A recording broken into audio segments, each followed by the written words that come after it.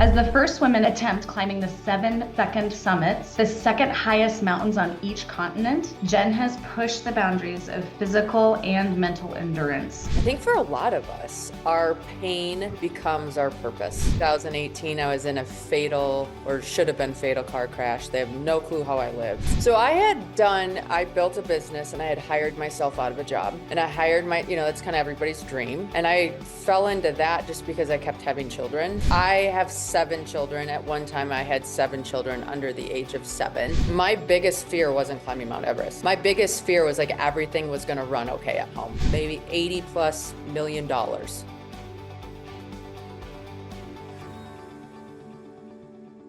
Welcome, everybody. My name is Jill Simons. I founded Savvy Strategic Partners. We are a outsourced C-suite executing on vision, increasing business value, and helping founder owners realize freedom.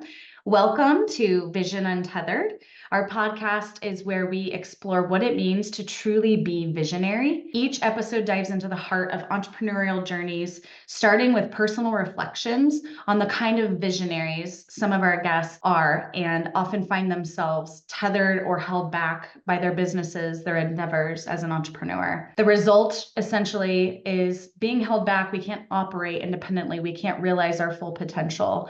We authentically unpack the biggest mistakes in business or life and strategies to overcome them and identify the saboteurs that keep us tied down. Today, I welcome our amazing guest, Jenn Drummond, who is an accomplished mountaineer, motivational speaker, and entrepreneur known for her inspiring journey to conquer the world's most highest peaks. As the first women attempt climbing the 7 second summits, the second highest mountains on each continent, Jenn has pushed the boundaries of physical and mental endurance. Her remarkable achievements are rooted in her resilience, determination, and passion for living life to the fullest. Through her website, jendrummond.com, she shares her experiences, insights, and encourages others to embrace challenges, pursue their dreams, and lead a life of purpose and adventure. Jenn, I'm so excited to have you here. Thank you for being our guest today.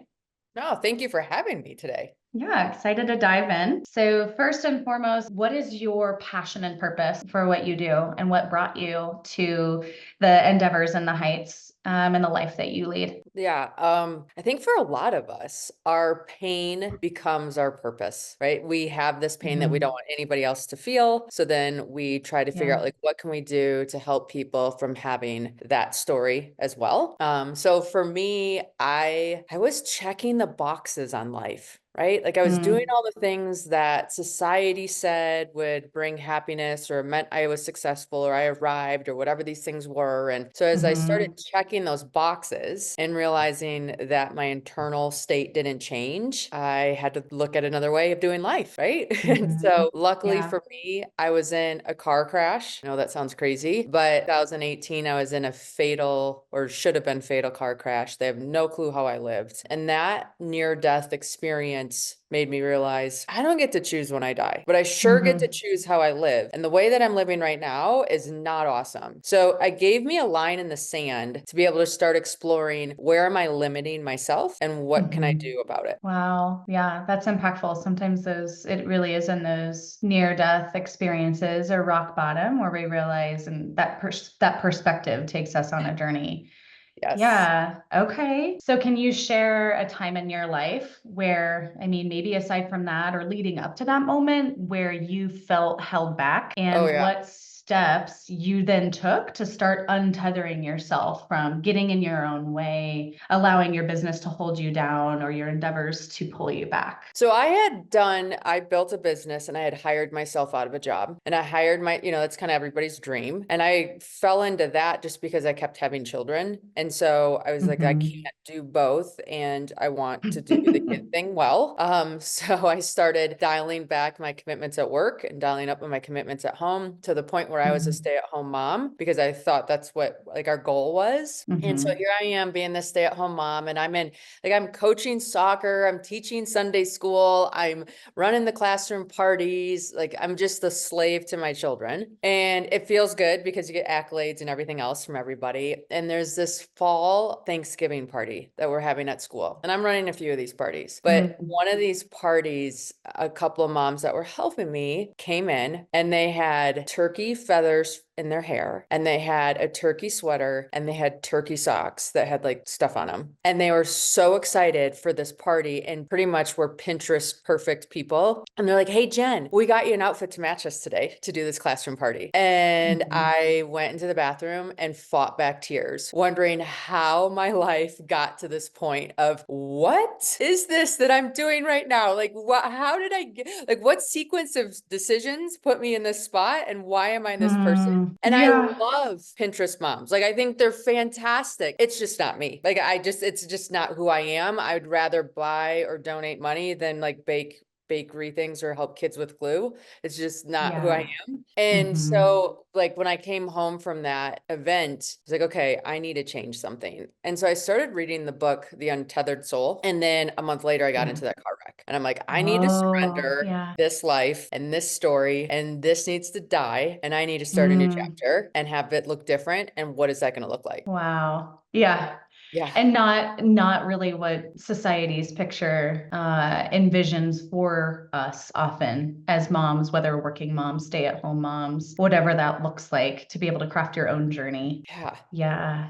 I love Untethered Soul, by the way, too. I'm in the middle of the journal, the guided journal too, if you've done that. And that is my morning routine right now, every single day. So yeah, I resonate with that so much. Just this, are we in the seat of the observer of the things happening in our midst and making decisions based on this conscious being and this conscious awareness? Or is it just happening to us and we're just at the whim, of the emotions and the thoughts that come from the things that happen to us and around us?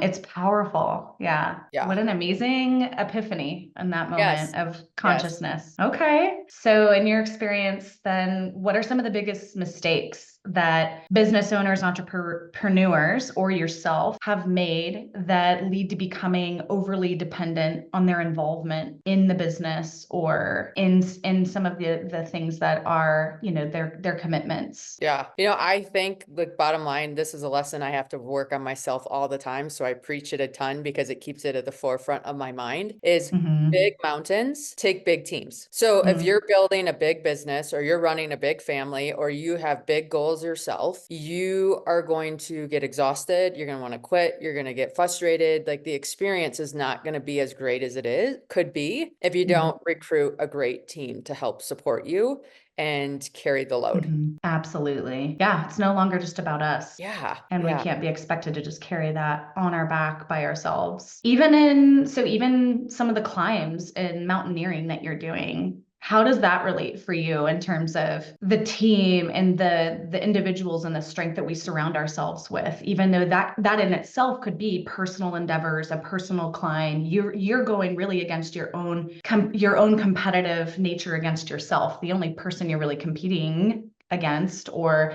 achieving is you.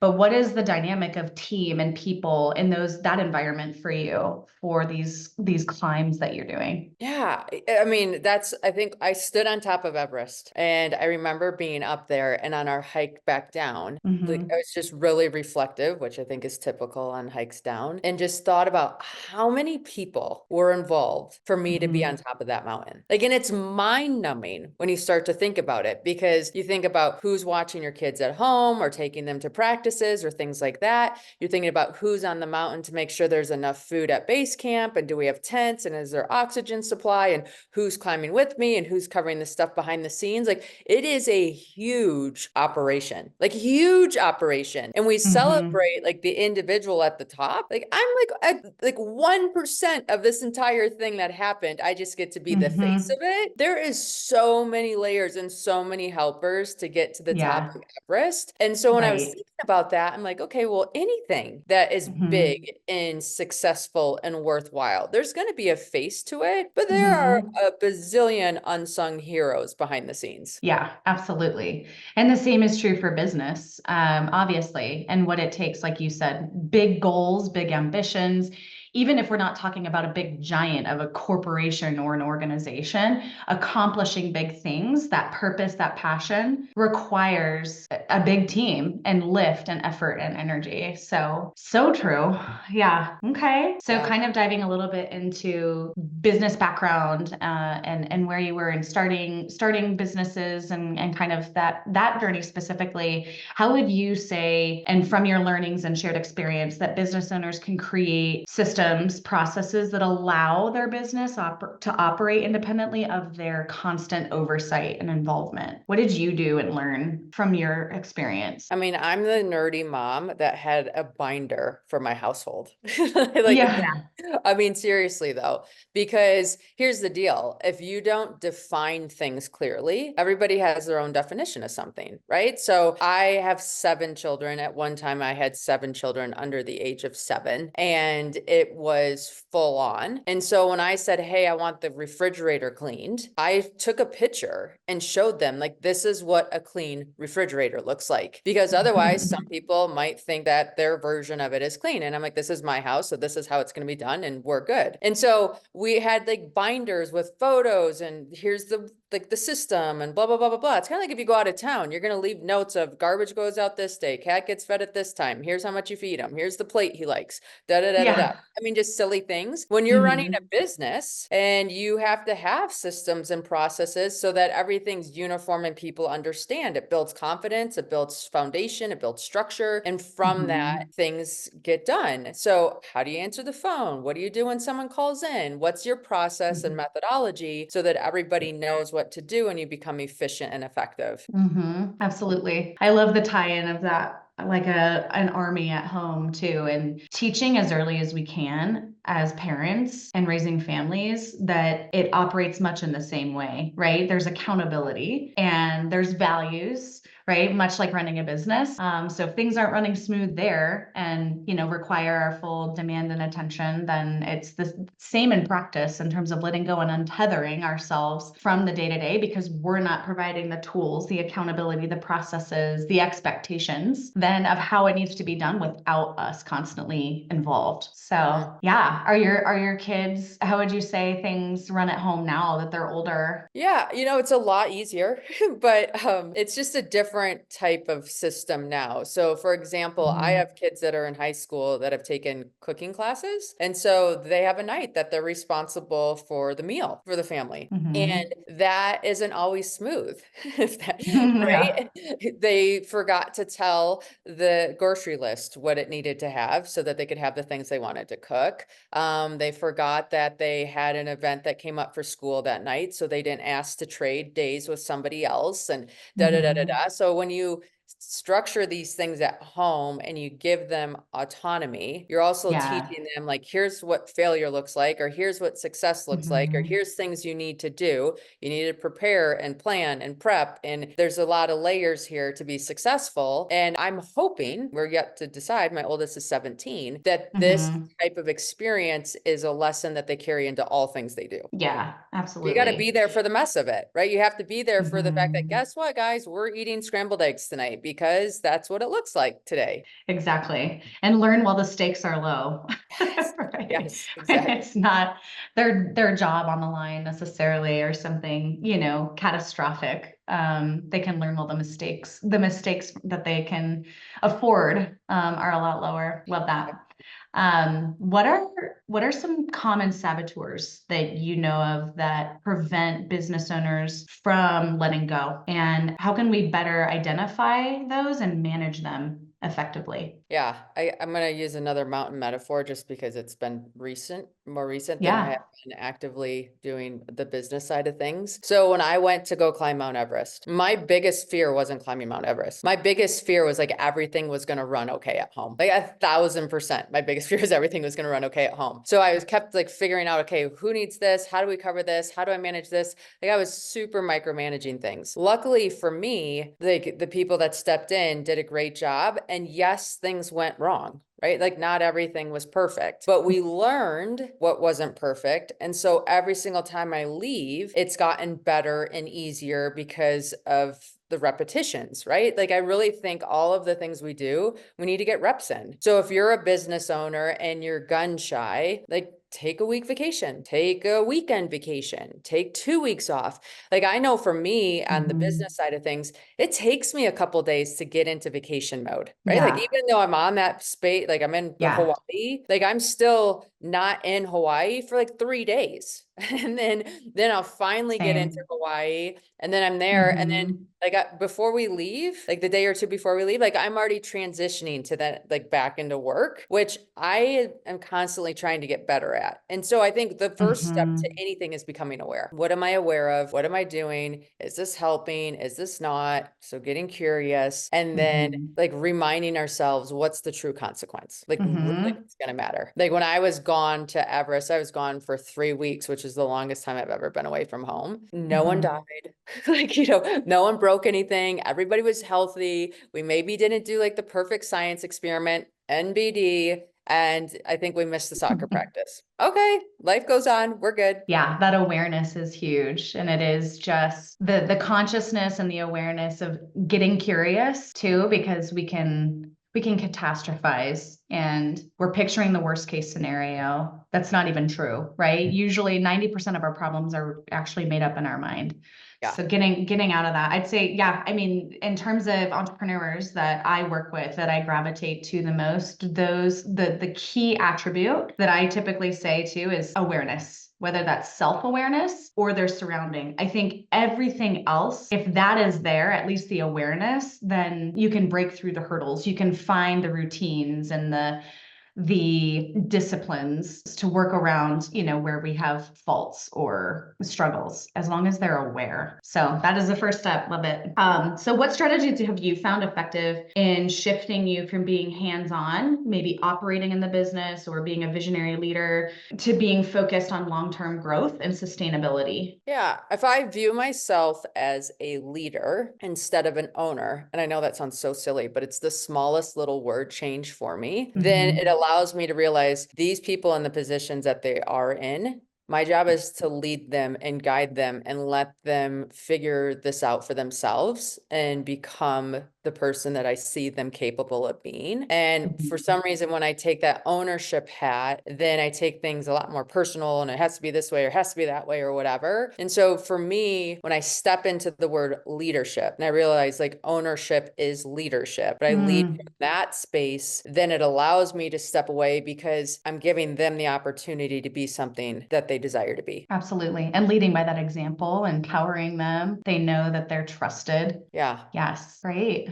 That's excellent. How does being overly tethered to a business affect the long-term value? So maybe in shared experience, things that you were seeing in terms of key areas, potential, threats, and areas of opportunity, maybe at one point when you were too hands-on, before you Mhm. really elevated to that mindset that you just shared. Yeah. I mean, so it's really interesting because when I'm a numbers person. I'm in finance, right? So I love stats, Mhm. numbers and statistics and all those things. They like are super sexy to me, which is not normal, but to me it is.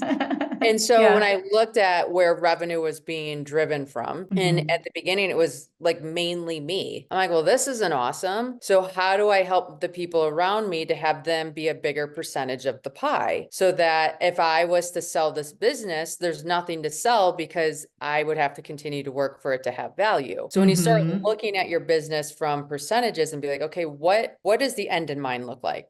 How do I sell this thing? How do I give it value? If you're the Right. value, you're in trouble. And so that starts that curiosity and that awareness of where do I go next and Yeah. how do I build people up so that there's multiple multiple value streams being added in here, not just myself. And that Mm-hmm. was the big eye opener. Like, oh, I'm self-employed. Like that's pretty much all I am. If I want to own a business, I have to not be the value. Right. Yeah. And not from a revenue standpoint, then also everything thereafter, right? Everything in the outside of the numbers and the intangibles, which is where I get really excited to talk about, is structurally how the business runs, operates, the brand and the customer care, or the reputation of that. What are some things you can speak to maybe that you found helpful in implementing structure in that team to also not require your value and your constant input? Yeah, I'm going to use a different example than me on this one, just because I was talking about it with a Yeah, person the other day, and I think it sure. illustrates it better. So Yeah. there's a company in Park City, Utah that sold for maybe $80+ million. It's Okay. called High West. It's a liquor Hmm. brand. And it is like, which is unheard of for liquor brands to be sold that high, especially with the company and blah, blah, blah, blah, blah. But what the company such a high value is that they were a liquor brand that had a restaurant component, and they had like a venue that people could go to. And so this venue kind of built the community and built like this whole piece to it. And so, so Constellation Brands bought High West for an extreme premium because they wanted to use that model into their other alcohol brands. And Wow. so Okay. I thought, like, to me, that's just, I'm always not like, that's a perspective that I'm always looking at with businesses then, right? Like, it doesn't necessarily have to be your exact business that is amazing. I mean, it does have to be good, but what are you doing differently that somebody could collaborate or partner with you that would allow Hmm. them to go 10x or 100x based on what they're currently doing? And so I think it's not always the product, it's our Right. systems and our way of attacking the product and what we've done to build it as an entire unit that could add value to another institution if they learned how to implement that into their business and go forward. I have a friend Hmm. that bought a business that wasn't doing that awesome, and he bought it because he wanted the email list. He's Right. like, he's like, I wanted the 500,000 email list that they had because I knew the people that bought that product would want my product. And so it gave me 500,000 more people to put my product in front of.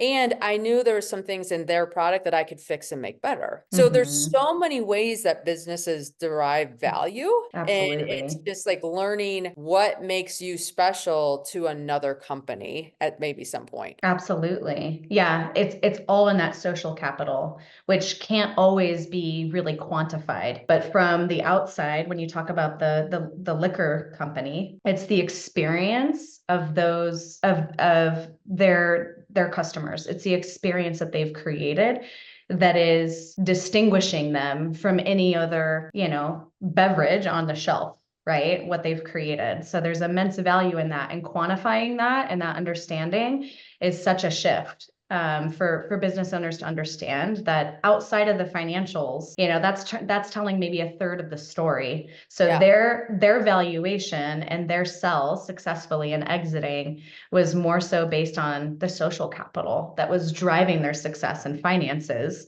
But there's so much value exponentially beyond that, based on how the customers see them and how the community sees that brand.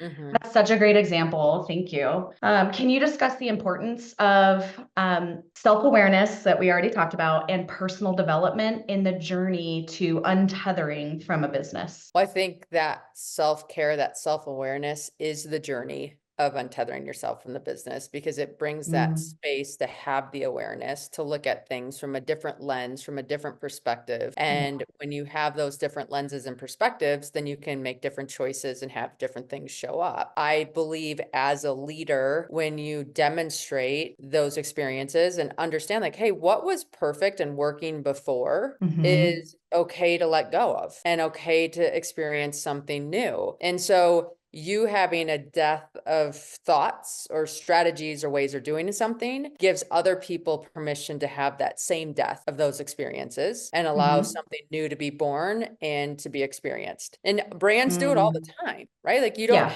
have, like we had the the iPhone and then the iPad and the iPod, like, all those things are built off of the first generation, and some of them became extinct because of that. That's okay. Like, and you have to be willing to, I want to know what else is available and understand that what currently is might become extinct, and that's okay. Yep, exactly. Yeah, giving ourselves that permission and modeling by example. Yeah. Have you seen that transcend in either your team or, your community? You leading that example, where you can say that's had an impact on your teams too, rising and elevating in their genius. Yeah, I mean, especially on the mountain, right? Because your data is changing every minute, right? Like the wind starts Mm-hmm. blowing a different level or a different direction, or things start Yeah, changing, they get too hot. So all of a sudden the snow becomes dangerous to walk on. And like, there's so many variables that are going into every decision to go forward. Like, right. doing those experiences has really taught me that every situation is new. Like, you have to be present to Yep. this situation, present to this one, present to this one, so that you're making decisions to come home. And Mm-hmm. so when you're building a business or launching a product, like, okay, it doesn't go as perfect as you planned. That's okay. What did you learn? What do you need to do? And how do you go back out there with the information you have to keep refining Yeah. something to work? Yeah, exactly. Well, to conclude us, last question that I have for you. What advice would you give to entrepreneurs who are struggling to let go of the vine, to trust their teams, to take on more responsibility without then compromising their vision as a result? I think the first thing you do is you make sure you have really good people on your team. Because if you have really good Mhm. people on your team, it's easier to walk away. Let's bring it home. If I have a good babysitter, I can go out and have a good time. If I have a bad babysitter that's with my kids, I'm not having a good time and I'm worried about them and it doesn't work. So if you're having those, I don't feel like I can do this, you're going to have to sit with Mhm. yourself for a minute and make sure you have the right team put in place to be able to execute what you're doing. And if you don't, Absolutely. get really clear on what you need so that you can like step away. So I do Mhm. think that the people we surround ourselves with either give us trust to step away or they take that trust away from us. And that's the first place we need to start. And let's say that Absolutely. you have people on your team and they didn't do things perfectly. Okay. That's Mhm. going to happen to all of us. Are you giving them spaces like we talked about earlier to make mistakes or figure things out that are in safer spots to learn, or some runway Mhm. to have it go through, that it's not costing you a ton of capital, but to understand that mistakes and those failures are actually the cost of the final good sold. So it's not Mm. like it's working against you. You just have to have that budgeted into your deal. Like, so my guys are trading stocks and they're helping people Mhm. with mutual funds. They're Right. going to make trading errors. Like, that's going to happen. Like, that's just part of doing business. There's no human that's perfect. So we have a Right. budget set aside for those errors in case they Okay. happen, right? And so then if they happen, Mhm. you can absorb it and it's easier to move on. If they Mhm. happen and you haven't set funds aside to absorb things that aren't perfect, then it takes a different level of like process to deal with and Right. absorb and recover from. So it all comes down to you as the leader. Are you picking the right people? Are you setting the environment up to have the space to make mistakes and to figure things out and to go forward? Are you running way too thin of a line and way too tight of a rope to even have these Mm. things work for you? I love that.